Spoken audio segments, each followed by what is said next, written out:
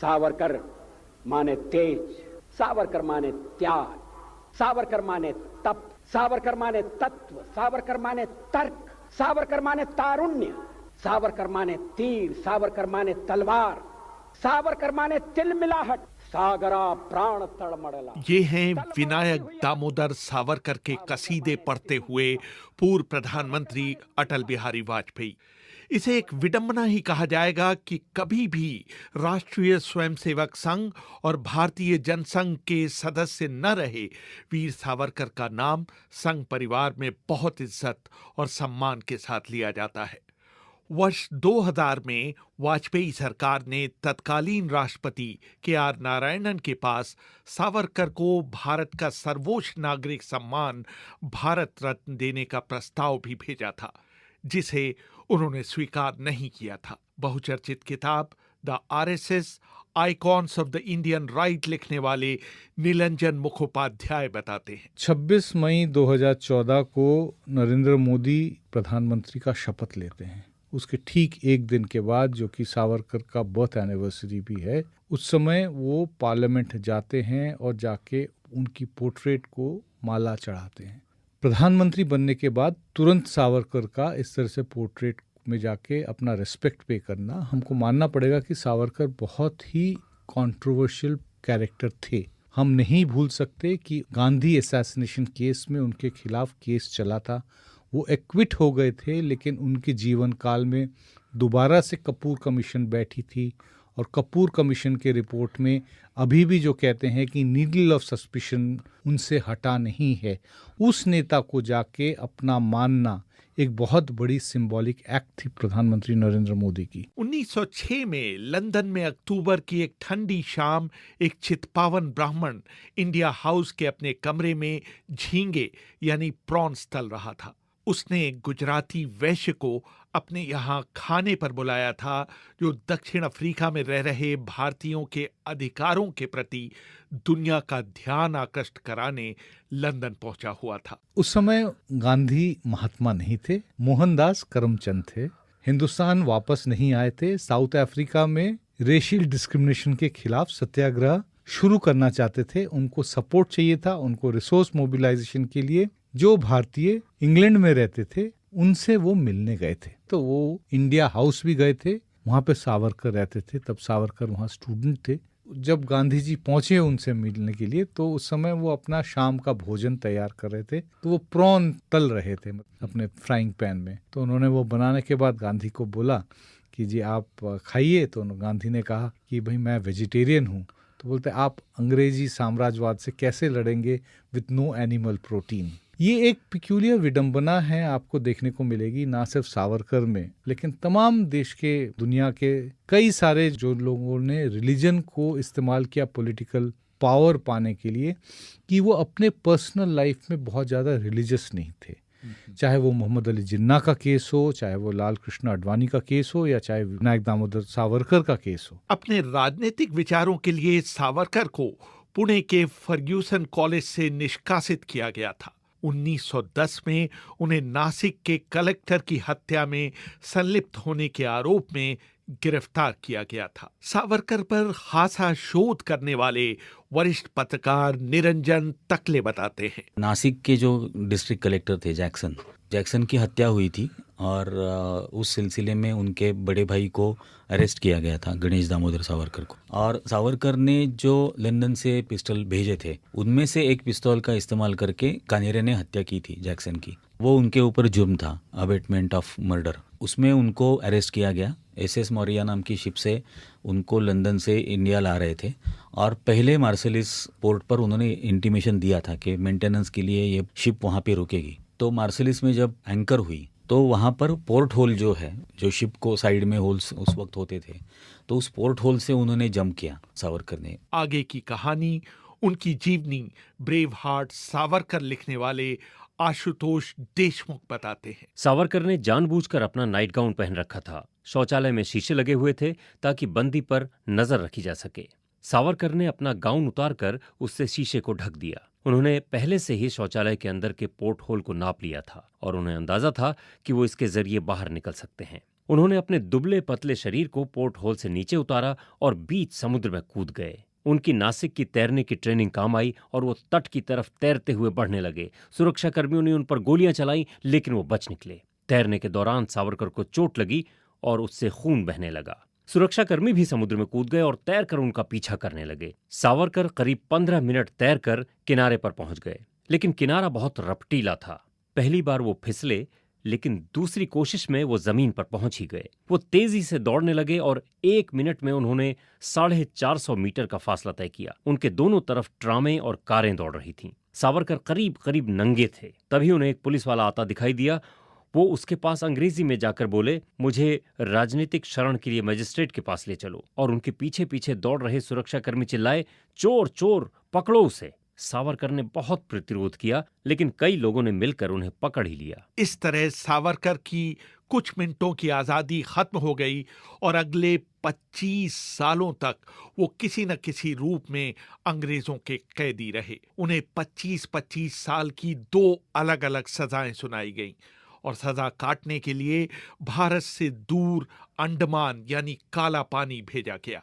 उन्हें 698 कमरों की 13.5 गुणा 7.5 फीट की जेल में कोठरी नंबर 52 में रखा गया। वहां के जेल जीवन का जिक्र करते हुए आशुतोष देशमुख वीर सावरकर की जीवनी में लिखते हैं, अंडमान में सरकारी अफसर बग्घी में चलते थे और राजनीतिक कैदी इन बग्घियों को खींचा करते थे। वहां ढंग की सड़कें नहीं होती थीं और इलाका पहाड़ी होता था। जब कैदी बग्घी को खींच नहीं पाते थे तो उनको गालियां दी जाती थीं और उनकी पिटाई होती थी। परेशान करने वाले कैदियों को कई दिनों तक पनियल सूप दिया जाता था। इसके अलावा उन्हें कुनैन पीने के लिए दी जाती थी, जिससे उन्हें चक्कर आते थे। कुछ उल्टियां भी कर देते थे और कुछ को बहुत दर्द रहता था। सभी कैदियों को शौचालय ले जाने का समय नियत रहता था और शौचालय के अंदर भी उन्हें तय समय सीमा तक रहना होता था। कभी कभी कैदी को जेल के अपने कमरे के कोने में ही मल त्यागना होता था। जेल की कोठरी की दीवारों से मल और पेशाब की बदबू आती रहती थी। कभी कभी कैदियों को खड़े खड़े ही हथकड़ियां और बेड़ियां पहनने की सजा दी जाती थी।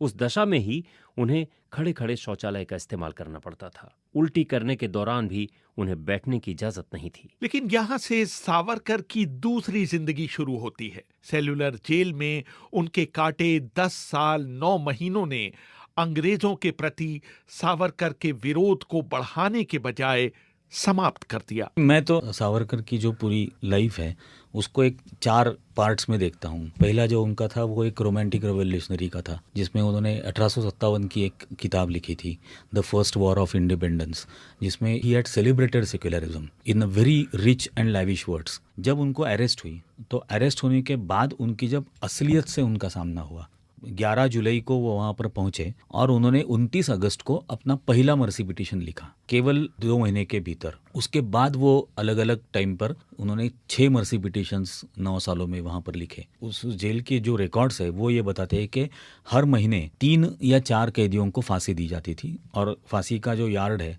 वो उनका जो कमरा था उसके बराबर नीचे ही है। हर 15 दिन बाद हर कैदी का वजन लिया जाता था। वो जब गए तब उस दिन उनका वजन 112 पाउंड था, 11 जुलाई 1911 में। और रेगिनाल्ड क्रैडॉक को 3 साल बाद जब उन्होंने चौथा मर्सी पिटीशन दिया, उस वक्त उनका वजन था 126 पाउंड। तो उनका 14 पाउंड वजन बढ़ा था सेलुलर जेल में। बाद में सावरकर ने खुद और उनके समर्थकों ने अंग्रेजों से माफी मांगने को इस आधार पर सही ठहराया कि ये उनकी रणनीति थी, जिसकी वजह से उन्हें कुछ रियायतें मिल सकती थीं। मैंने वरिष्ठ पत्रकार और Indira Gandhi centre of arts के प्रमुख राम बहादुर राय से पूछा कि आखिर भगत सिंह के पास भी माफी मांगने का विकल्प था, लेकिन उन्होंने ऐसा नहीं किया। भगत सिंह और सावरकर में बहुत मौलिक अंतर है।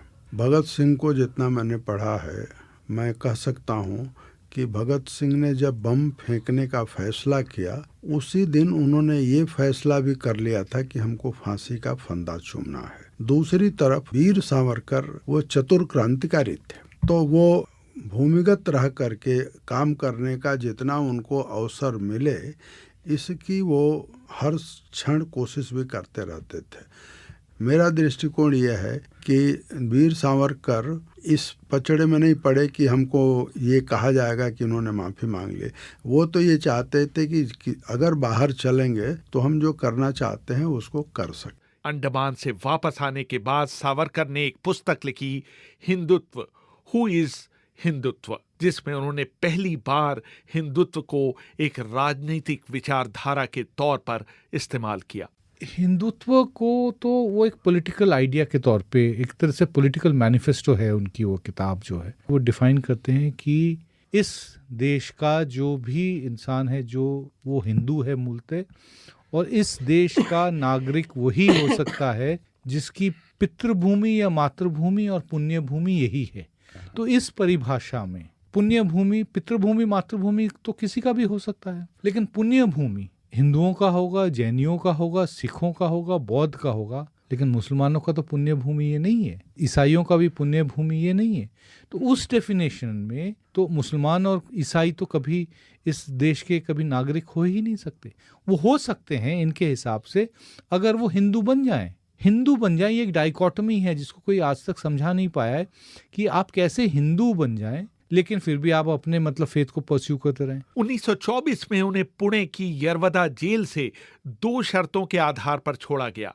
एक तो वो किसी राजनीतिक गतिविधि में भाग नहीं लेंगे और दूसरे वो रत्नागिरी के जिला कलेक्टर से अनुमति लिए बिना जिले से बाहर नहीं जाएंगे। वाइसरॉय लिनलिथगो के साथ उन्होंने राइटिंग में एग्रीमेंट किया था, to fulfil the common objective of the British Empire and Hindu Mahasabha, I will spend my rest of life in opposing Gandhi, Congress and Muslims. अंग्रेज उनको हर महीना पेंशन दिया करते थे, 60 रुपए महीना उनको पेंशन मिलता था। तो ऐसी अंग्रेजों की कौन सी सेवा करते थे जिसके लिए उनको पेंशन मिलता था, और ये अकेले ऐसे थे। अतिवादी विचारों के बावजूद सावरकर का टेस्ट अच्छा था।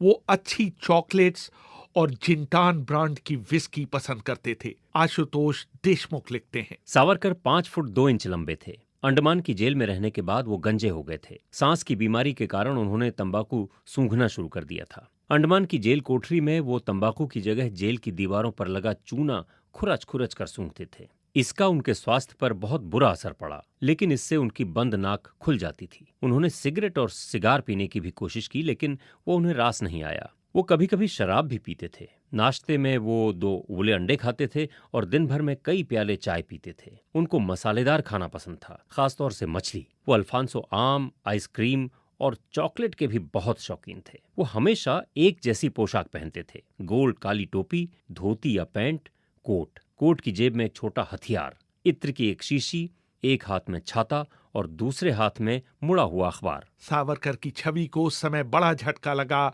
जब महात्मा गांधी हत्याकांड में शामिल होने के लिए 8 लोगों के साथ उन्हें भी गिरफ्तार किया गया, लेकिन सबूतों के अभाव में उन्हें बरी कर दिया गया। पूरा संघ परिवार बहुत समय लग गया गांधी असैसिनेशन का जो स्मीयर था उससे उस दाग को हटाने में। सावरकर जेल में गए 1948 में, उसके बाद उनका एक्विटल हुआ। उसके बाद से 64 तक जिंदा रहे, लेकिन उस पीरियड में वो कभी उनको एक्सेप्टेबिलिटी नहीं मिली और राष्ट्रीय स्वयंसेवक संघ उनके कोई बहुत ज़्यादा पब्लिकली उनसे कोई इंटरेक्ट भी नहीं करते थे। एक तरह से वो बिल्कुल मार्जिनलाइज्ड पड़े रहे क्योंकि उनसे सस्पिशन कभी हटा ही नहीं। और फाइनली जब मांग होने के बाद जो कपूर कमीशन की रिपोर्ट आई उनके बाद में, तो उस रिपोर्ट्स को आप देखेंगे तो वो बोलते हैं कि उनको यकीन ही नहीं होता कि वो असैसिनेशन केस बगैर सावरकर के नॉलेज के हो सकता था। तो जो नीडल ऑफ सस्पिशन है वो तो सावरकर से कभी हटा ही नहीं। सावरकर के जीवन के आखिरी 2 दशक राजनीतिक एकाकीपन और अपयश में बीते। वीर सावरकर के एक और जीवनीकार धनंजय कीर उनकी जीवनी सावरकर एंड हिट्स टाइम्स में लिखते हैं कि लाल किले में चल रहे मुकदमे में जज ने जैसे ही उन्हें बरी किया और नथुराम गोडसे और नारायण आप्टे को फांसी की सजा सुनाई, कुछ अभियुक्त सावरकर के पैर पर गिर पड़े और उन्होंने मिलकर नारा लगाया, हिंदू हिंदी हिंदुस्तान, कभी न होगा पाकिस्तान। दरअसल उन पर जो आखिरी दिनों में कलंक लगा है उसने उस विरासत पर अंधकार का बादल डाल दिया है। दुनिया में शायद ही ऐसा कोई उदाहरण मिले जो क्रांतिकारी कवि भी हो, साहित्यकार भी हो, अच्छा लेखक भी हो। अंडमान निकोबार की जेल में रहते हुए पत्थर के टुकड़ों को कलम बनाकर जिसने 6000 कविताएं दीवार पर लिखी और उसको कंठस्थ किया, वही नहीं 5 मौलिक पुस्तकें वीर सावरकर के खाते में। इसके बावजूद जब वीर सावरकर महात्मा गांधी की हत्या से जुड़ जाते हैं, वीर सावरकर समाप्त हो जाते हैं। इसलिए उनका जो राजनीतिक उत्तराधिकार है या उनकी जो राजनीतिक धारा है वो वहीं सूख भी जाती है। 1966 में अपनी मृत्यु के कई दशकों बाद भी भारतीय राजनीति में वीर सावरकर एक पोलराइजिंग फिगर हैं। या तो वो आपके हीरो हैं या विलन। पार्लियामेंट के सेंट्रल हॉल में जब नरेंद्र मोदी जी की गवर्नमेंट सावरकर को रिस्पेक्ट देने के लिए वहां पहुंची, तस्वीर सावरकर की यहाँ लगाई है, तो उन्होंने अनजाने में गांधी जी की तरफ अपनी पीठ घुमाई थी, क्योंकि गांधी जी की तस्वीर एग्जैक्टली सामने है। ये वास्तव है आज की राजनीति का कि या तो सावरकर को आपको रिस्पेक्ट देना है तो गांधी जी की आइडियोलॉजी की तरफ पूरी तरह से पीठ घुमानी पड़ेगी, या गांधी जी को अगर स्वीकारना है, उनको अगर रिस्पेक्ट देना है तो सावरकर की आइडियोलॉजी को पूरी तरह से नकारना होगा। इसीलिए वो पोलराइजिंग एलिमेंट बन गया है, क्योंकि 1923 से उन्होंने ये टू नेशन थ्योरी से लेकर हर चीज़ को डिफाइन करना शुरू किया था, जिसके चलते बाद में पार्टीशन हुआ। रेहान फजल, BBC, दिल्ली।